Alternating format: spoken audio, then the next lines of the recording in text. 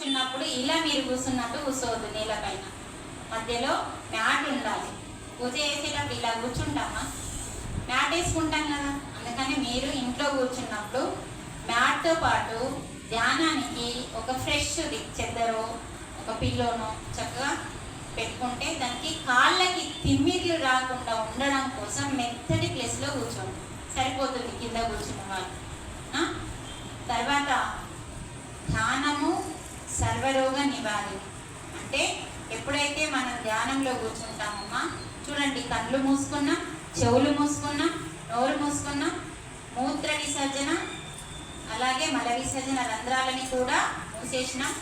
ఈ యొక్క ముక్కు రంధ్రాలలో చూడండి, ఇందాక నేను మీరు ధ్యానంలో కూర్చున్నప్పుడు చెప్పిన ఒక ముక్కులో నుంచి మీరు ఇంటికి వెళ్ళినాక గమనించండి, ఇప్పుడు అంటే కుదరదు, ఇలా పెట్టుకొని చూడండి శ్వాస. ఒక రంధ్రం నుంచి ఎక్కువ, ఒక రంధ్రం నుంచి, ఇది కొందరికి తెలుసు, కొందరు చెక్ చేసుకోండి, తక్కువ ఎక్కువ వస్తుంది. తర్వాత అది మళ్ళీ చేంజ్ అవుతూ ఉంటుంది. కానీ భగవానుడు ఏం చెప్తుంది గీతలు, ప్రాణౌ సమౌ కృత్వా నాసాభ్యాంతర చారిణౌ అంటున్నాడు. అంటే ప్రాణౌ, ప్రాణము అపానం అంటే ఉచ్ఛ్వాస నిశ్వాస, ఈ రెండింటిని ఏం చేయమంటుండు, సమానం చేయమంటుండు. ఇక్కడ ఎట్లుంది, ఎక్కువ తక్కువ ఎందుకుంది, పరధ్యానంలో ఉన్నాం కాబట్టి. కొందరికి మాత్రం పరధ్యానంలో లేని వాళ్ళకి మాత్రం శ్వాస ఈక్వల్గా ఉంటుంది. అంటే వాళ్ళ మైండ్ 0 స్టేజ్లో ఉంది, అంటే ఏం ఆలోచించట్లేదు, మనసు ఖాళీగా ఉంది అన్నట్టు, వాళ్ళు ప్రజెంట్లో ఉన్నట్టు. ఎప్పుడైతే మన శ్వాస ఇలా ఉంటుందో దాన్ని కళ్ళు మూసుకొని శ్వాస మీద ధ్యాస పెడితే ప్రాణౌ సమానం అవుతుంది. నీ ప్రాణము అపానము రెండు, అంటే ఉచ్ఛ్వాస నిశ్వాస సమాన, అంటే ఇందులో 2 ముక్కు రంధ్రాల నుంచి సమానంగా బయటకు వస్తుంది.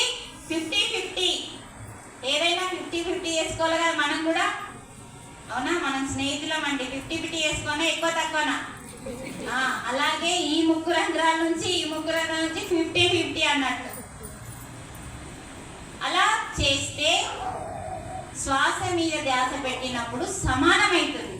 ఆ సమానమైనప్పుడు శ్వాస ఏమైతుంది, పలుచబడి నాభి వరకు వస్తున్న శ్వాస చిన్నదవుతూ ఈ బొట్టు పెడతాం కదా, ఈ వేలుతోని ఇప్పుడు స్టిక్కర్లు పెడుతున్నాం, కానీ ఇలా అమ్మ పెట్టుకుంది, అది కూడా స్టిక్కరే. చక్కగా ఇలా నుదిటి పైన మనం బొట్టుని పూర్వము దిద్దేవారు కదా, ఆ ప్లేస్లో ఈ స్థానంలో మనకి శ్వాస వచ్చి అక్కడ కూర్చుంటుంది, నిలిచిపోతుంది. నిలిచిపోయినప్పుడు మనసు పూర్తిగా ఖాళీ అవుతుంది. అంటే చిత్తము చేసే వృత్తి నిరోధంగా జరుగుతుంది. అంటే చిత్తం పనిచేయదు. ఇక్కడ చిత్తం చేసే పని ఏంటంటే రోజు మనల్ని గాలి చేస్తూ ఉంటుంది. మనం చనిపోయినప్పుడు చితి ఒకటేసారి కాల్చి పాడేస్తుంది. చిత్తం నిరంతరం జరిగిపోయిన అన్ని శత్రువులనందరినీ గుర్తు చేస్తూనే ఉంటుంది. అదే చిత్తం. ఆ చిత్తము రోజు కాల్ చేస్తుంది. అందుకని దాని పనిని నిరోధించాలి. చిత్త వృత్తి నిరోధం. ధ్యానం అంటే ఏంటిది? చిత్త వృత్తి నిరోధం. మరి చేసే పద్ధతి దాన్ని నిరోధించాలి కదా. మేడం అయితే నిరోధించాలి అన్నాడు. కృష్ణుడే చెప్పింది, మన భగవానుడే చెప్పింది, గురువులే చెప్పాలి. చిత్తం యొక్క వృత్తి అంటే పని. దాని పని ఏంటి? జరిగిపోయిన దాన్ని నీకు గుర్తు చేయడం దాని పని. దాన్ని మనం నిరోధించాలి అంటే శ్వాస మీద ధ్యాస. క్లారిటీ ఉందా అంటే ఇప్పుడు ధ్యానం అంటే ఎందుకు, ఏమిటి, ఎలా వచ్చేసిందా? తర్వాత భగవంతుడు మనకి అన్నీ ఇచ్చేశాడు. అన్నీ ఇచ్చేశాడు. మనము ఏదన్నా కావాలంటే గీతలో ఏమన్నాడంటే, నువ్వు చేయవలసింది చేశావనుకో రావాల్సింది వస్తుందా రాదు, పొందాల్సింది పొందుతామా పొందాం. ఒక ఎగ్జాంపుల్ తెలుసుకుందాం. ఇప్పుడు డిగ్రీ కానీ 10th కానీ ఇంటర్ కానీ బీటెక్ కానీ ఒక ఎగ్జామ్ పిల్లాడు గుడికి వచ్చి, అసలు దేవుడు లేని చోట ఉందా అండి? కానీ మనమేమనుకుంటాం, కేవలం మన ఇంట్లో ఉన్న గుడిలోనే, ఊరిలో ఉన్న గుడిలోనే దేవుడు ఉంటాడు. కానీ పాజిటివ్ ఎనర్జీ ఉంటుంది. గుడిలో ఏముంటుంది? ఏం చెప్తాం ఇక్కడ? మంత్రం. పాటలు భగవంతుని మీద, హరే రామ హరే కృష్ణ అంటే నారాయణ, నమో నారాయణ, ఇలాంటి పదాలకి శక్తి ఉంది. స్తోత్రం వెంకటేశ్వరం మీద, శుక్లాంబరధరం విష్ణు, ఇవన్నీ స్తోత్రాలు. వీటన్నింటికి ఒక శక్తి ఉంటుంది.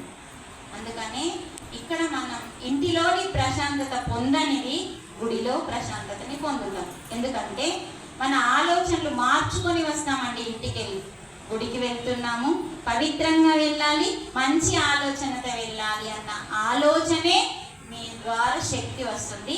పైన ఉన్న గోపురం ద్వారా గర్భగుడిలోకి శక్తి వస్తుంది. అందుకని భగవంతుడు అంతటా ఉన్నాడు. కానీ దేవాలయంలో మనం ఈ యొక్క ప్రతిరూపాన్ని నిలబెట్టుకొని, ఎందుకు దేవాలయానికి రోజు రావాలి? ఖచ్చితంగా రావాలండి దేవాలయానికి. ప్రతిరోజు వస్తేనే మనం ఈ పాజిటివ్ ఎనర్జీకి కనెక్ట్ అవుతాం. దేవాలయానికి వచ్చి కాసేపు కూర్చోమంటారా లేదా? ఇలా వచ్చి అలా మొక్కి తీర్థం ప్రసాదం పొమ్మంటారా? ఏం చేయాలా? గుడికి వచ్చి కాసేపు కూర్చోమంటారు. ఆ కూర్చోవడమే దేవాలయంలో ధ్యానం చేయమని చెప్పిండు మనకి యోగులు. కూర్చోమన్నారంటే కన్ను మూసుకొని కూర్చోమన్నారు. మనం ఏం చేస్తాం తెలుసా? ఆ కొబ్బరికాయ చిప్ప కొట్టుకుంటా, దాన్ని తినుకుంటా, ముచ్చెట్లు పెట్టుకుంటా కూర్చుంటాం. కానీ యోగులు ఏం చెప్పిందంటే ఈ దేవాలయంలో ప్రాణశక్తి బాగా ఉంటుంది. ఆ గోపురం వల్ల ఆ విగ్రహం కింద శ్రీచక్రాలు ఉంటాయి. విగ్రహం ఉంది కదా, దాని కింద శ్రీచక్రాలు ఉంటాయి.